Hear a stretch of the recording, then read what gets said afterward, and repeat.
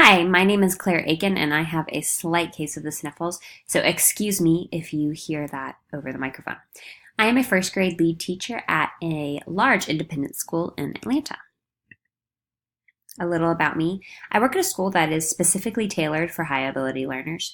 We begin in kindergarten and go all the way up into 12th grade. My last practicum was about identity development in the first grade. And a personal fact is I love to budget backpack around the world. The last trip my husband and I took was over Thanksgiving break. We went to Switzerland and we only had one backpack.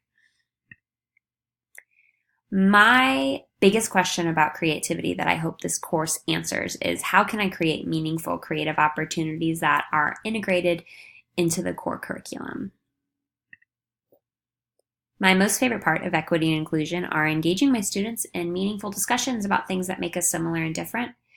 I love letting my children know that they can bring their whole selves into the classroom. My least favorite part of equity and inclusion is mainly the adults that are involved.